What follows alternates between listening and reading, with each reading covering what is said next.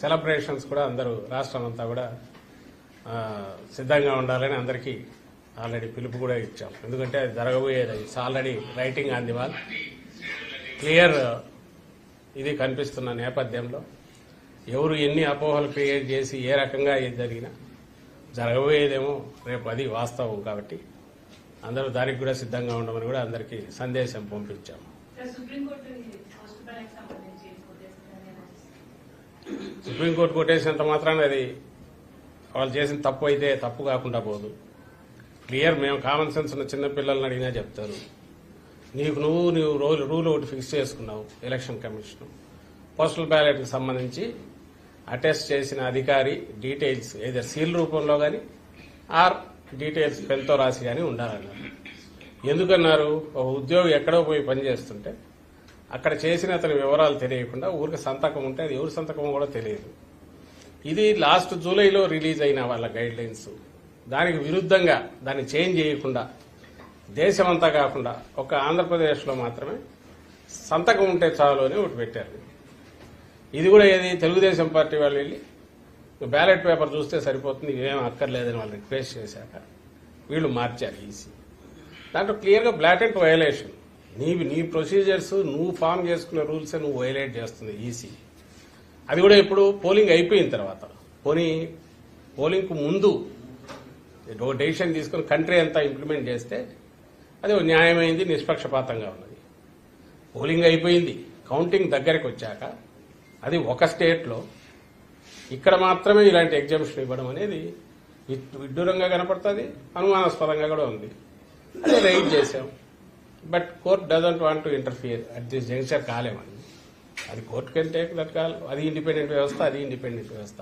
కానీ మాకున్న హక్కు పొలిటికల్ పార్టీగా ఏదుందో దాన్ని అయితే పూర్తి ఎగ్జాస్టివ్ గా వాడుకున్నాం. ఆ విషయం కౌంటింగ్ ఏజెంట్లకు సంబంధించి రిలేవ్స్ ఈసారి ఉండకూడదని చెప్పి కూడా కొత్తగా ఇంకొక నిర్ణయం తీసుకుంది. కౌంటింగ్ ఏజెంట్లకు రిలేవర్లు అవసరం లేదు అనేది ఈసీ తీసుకున్న నిర్ణయం సార్. ఎందుకని ఇలాంటి వివాదాస్పద నిర్ణయాలు ప్రతిదీ ఇవే కాదు, చాలా చోట ఈసారి కనిపిస్తున్న ఖచ్చితంగా ఒకటే అంటే చంద్రబాబు నాయుడు అనే వ్యక్తి ఎవరైతే సిస్టమ్స్ ను మ్యానిపులేట్ చేయడం, నేను మ్యానిపులేట్ చేయగలను, నా శక్తి ఇంత ఉంది అని చూపే రకంగా ఒక రౌడీ అయితే ఎలాగైతే రౌడీజం చేసి అందరినీ భయపెట్టి ఇచ్చేస్తాడు, సిస్టమ్ మీద నా కంట్రోల్ ఉందని చూపే ప్రయత్నం, ఎలక్షన్ కమిషన్ మీద నా కంట్రోల్ ఉందని చూపే ప్రయత్నం గత 2 నెలలుగా మీరు అందరు గమనిస్తున్నారు. కూటమి అని పొత్తు పెట్టుకున్నప్పటి నుంచి, ఈసీ కోడ్ వచ్చినప్పటి నుంచి, అది అధికారుల బదిలీల్లో కావచ్చు, అడ్డగోలు నిర్ణయాలు అప్పటికప్పుడు తాత్కాలికంగా తీసుకుంటున్నవి కావచ్చు, ఏదైనా సరే అన్నిట్లో తన ప్రభావం ఉంది అని చూపుతున్నాడు. అది చూపించి అధికార యంత్రాంగం మీద పట్టు సాధించే ప్రయత్నం చేశాడు. అవన్నీ కూడా ఇక్కడికి వచ్చేసరికి పాచికలేమి పారవు. అది ఏదన్నా ఉంటే సైకలాజికల్ గానో మానసికంగానో ఆయన నమ్ముకున్న వాళ్ళకు కొంత టెంపరీ ఆనందాన్ని ఇస్తుంది. లేదా అధికారులు కొంతమంది భయపడి ఎందుకైనా మంచిది వీళ్ళు చెప్పినట్టు ఉంటే బెటర్ కదా అని వాళ్ళ చెప్పినట్టు ఫాలో అయ్యే అవకాశాలు ఏమి ఉంటాయేమో. కానీ యాక్చువల్ ఓటింగ్ దీనికైతే దాని ఇంపాక్ట్ క్రియేట్ చేయదు. కానీ ఆయన నేచర్ ఏది ఉందో అది ఈసారి కూడా చూపించాడు చంద్రబాబు నాయుడు. బీజేపీతో పొత్తు పెట్టుకున్నాక తర్వాత ఇమ్మీడియట్ ఎన్నికల కమిషన్ మీద తన పట్టు బిగించడం, ఎన్నికల కమిషన్ కూడా అలాగే ఆయన ఎలాంటి ప్రెషర్ తెచ్చినా వాటన్నిటికీ తలొగ్గడం కూడా ఈసారి ప్రత్యేకంగా కనిపిస్తోంది. బహుశా వాళ్ళ నేషనల్ స్ట్రాటజీ, బీజేపీ నేషనల్ దీనిలో పార్ట్గా సౌత్ లో 4 సీట్లు ఎక్కువ వచ్చినట్టు చూపించుకునే ప్రయత్నంలో భాగంగా ఈ సైకలాజికల్ ఇది క్రియేట్ చేశారేమో అని అనిపిస్తుంది. సార్, సోషల్ మీడియాలో కొంతమంది రెచ్చగొట్టే వ్యాఖ్యలు చేస్తున్నారు. మీ పార్టీ కార్యకర్తలకు రేపటి కోసం ఎలాంటి సూచనలు? ఏం చేయగలరు? వాళ్ళు ఏం చేస్తారు? ఇంత బలమైన పార్టీ వాళ్ళేదో దాని ఏమంటాం మానసిక ఆనందం కోసం, ఆత్మతృప్తి కోసం సోషల్ మీడియాలో 4 వార్నింగ్లు ఇస్తే ఏదో అంటారు. ఇది ఉడత చప్పుళ్లకు బెదిరే వాళ్ళు ఎవరు ఉంటారు ఇక్కడ? దాని గురించి పెద్ద లెక్కలేకేసుకోవాల్సిన అవసరం లేదు. బట్ ఓవరాల్ నేనైతే వీఆర్ వెరీ కంఫర్టబుల్. మళ్ళీ చెప్తున్నాం, బ్రహ్మాండమైన మెజార్టీతో రేపు మళ్ళీ జగన్మోహన్ రెడ్డి గారు రెండోసారి ప్రమాణ స్వీకారం చేయబోతున్నారు అనుకున్నట్టు.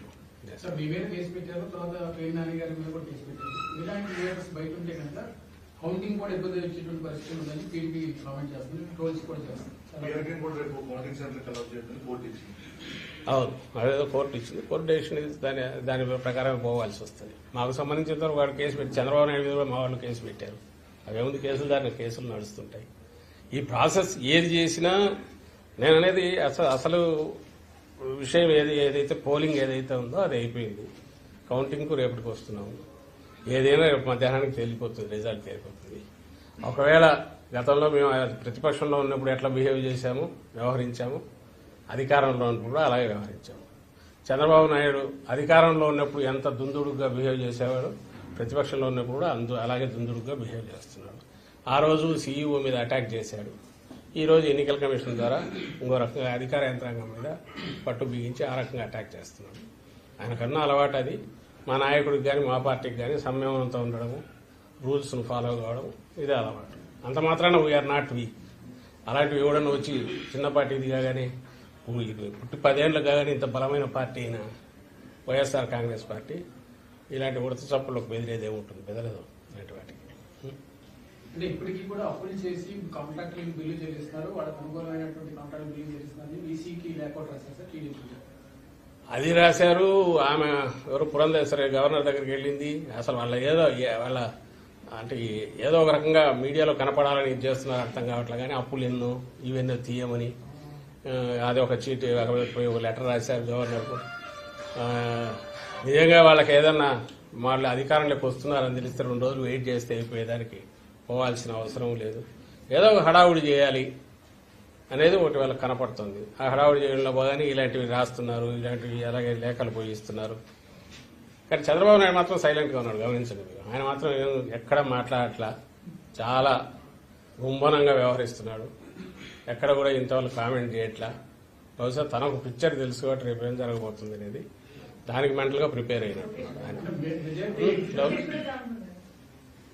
ఓకే, ఆయన అసలు ఉన్నట్లేడు, దేశంలో ఉన్నట్లేడు నాకు తెలిసి. ఈరోజు బ్యాక్ వచ్చాడా? ఇన్నాళ్ళైతే దేశంలో లేడు. స్టేట్ లో 21 ఎంపీ సీట్లు కొట్టేయబోతున్నామని చెప్పని అరుణ్ సింగ్ బీజేపీ లీడర్ కూడా నిన్న చంద్రబాబు ఏ కాన్ఫిడెంట్ తో వాళ్ళ విధంగా మాట్లాడుతున్నారు. అంతే కదా, 2 నుంచి మాకు 4 ఇస్తే 21 వాళ్ళకే కదా. నిన్న ఆ survey India today my axis survey జరిగింది కదా, దాంట్లో నిన్న అసెంబ్లీ చెప్పినట్టున్నారు వాళ్ళకి చేసి. అది నిన్న కూడా అన్నా కదా, మాకు 2 చాలా జనరస్ గా 2 నుంచి 4 ఇచ్చాడు. పాపం ఆయన బీజేడీ వాళ్ళకైతే 0 పెట్టేట్టున్నాడు. అలాగే కానీ అవి మీరు చూడండి, 2 నుంచి 4 అంటే మళ్ళీ అసెంబ్లీకి వచ్చేసరికి కొంచెం జనరస్ ఇంకొంచెం మరింత ఇదిపోయాడు. కానీ అసెంబ్లీ లెక్కలే మీరు చూస్తే మై యాక్సిస్ అనే దాంట్లో మరి జనసేనకు ఎవరో నాకు మార్నింగ్ గుర్తు చేశారు, 7% ఓట్ షేర్ ఇచ్చాడు. జనసేన పోటీ చేసింది 21 సీట్లలో. 21 సీట్లలో 7% ఆఫ్ టోటల్ పోల్డ్ ఓట్స్ అంటే వాళ్ళకు ఆ 21 సీట్లలో 61% వాళ్ళకు పోల్ అయిందా అంటే 21 సీట్లలో 61% పోల్ అయితే అది టోటల్ ఓట్స్ లో 7% అవుతుంది. అది ఏమన్నా అది లెక్కేనా అంటే వారికి ఏ లెక్కలు వేసుకుని కలపాలను చూస్తే ఎట్లా చేసినా కుదరలేదు అనుకుంటా. ఆ 400 400 20 అని ఎందుకంటే తెలియదు కానీ 400 దగ్గర అయినారు. అక్కడికి పోవడం కోసం స్ట్రెచ్ చేసిన దాంట్లో మన ఏపీలోనే చూస్తే వైఎస్ఆర్ కాంగ్రెస్ పార్టీకి 44% ఓట్ షేర్ ఇచ్చాడు. సీట్లు ఎన్ని ఇచ్చాడా? 55 నుంచి 77 ఇచ్చాడు. 42% వచ్చినోడికి ఎన్ని ఇచ్చినాడు? టీడీపీకి నాకు గుర్తుండి 78 నుంచి 96 ఏమో ఇచ్చినట్టున్నాడు. సో జనసేనకైతే ఈ సీట్లో వాళ్ళకి 61% వస్తాయి, 7% టోటల్ వస్తాయి. అంటే ఏమైనా లెక్కలు కుదిరేవైనా పొందికి కుదురుతుందా?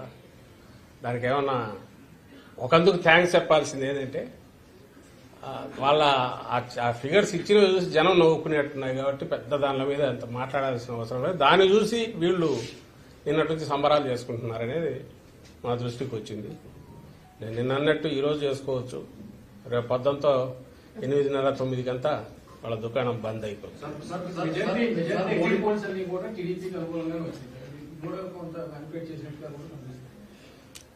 టీడీపీకి అనుకూలంగా రావడం కంటే కూడా నేషనల్ బీజేపీ దాంట్లో పార్ట్గా మేము వారం 10 రోజుల నుంచి చెప్తున్నాం. నార్త్ పోతుంది, సౌత్లోంచి ఏదో తెచ్చుకోవాలి, 400 అన్నారు కాబట్టి 400 దగ్గరికి రీచ్ కావాలనే ప్రయత్నం. అందులో భాగంగా ఎగ్జిట్ పోల్స్ అన్నీ కూడా దానికి తగినట్టే మేనేజ్ చేస్తూ వచ్చింది. చంద్రబాబు ఆ కూటమిలో పార్ట్ అయినందువల్ల అతని దాన్ని కలుపుకొని దీంట్లో కూడా అక్కడ ఇచ్చారనేది కనపడుతుంది క్లియర్గా. చంద్రబాబు గారు కూటమిలో పార్టీ బీజేపీ కాకపోతే బహుశా ఈ ఫిగర్స్ వచ్చేవి కాదు.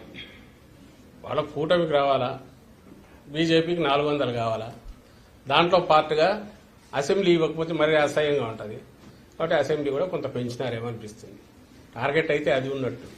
బట్ ఇక్కడ గ్రౌండ్ రియాలిటీస్ తెలిసి ఇక్కడ రెగ్యులర్ సర్వేలు చేసే వాళ్ళు ఎవరు చూసినా ట్రెండ్ అయితే వైఎస్ఆర్ కాంగ్రెస్ పార్టీకే ఇస్తూ వచ్చారు. అండ్ మేము మళ్ళీ చెప్తున్నాం, we are not happy with the trend. అది కూడా కాదు, మాది ఓవర్వెల్మింగ్ మెజారిటీ ఉంటుంది.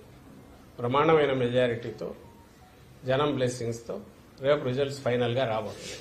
మోడీ పథకాలు ఏపీలో ఇంపాక్ట్ చూపించి చంద్రబాబు అరెస్ట్ అనేది వైఎస్ఆర్ కాంగ్రెస్ పార్టీకి వ్యతిరేకంగా మారిందని యాక్సిస్ ఇండియా అనాలిసిస్ ఉంది సార్. అనాలిసిస్ ఏం చెప్తారు?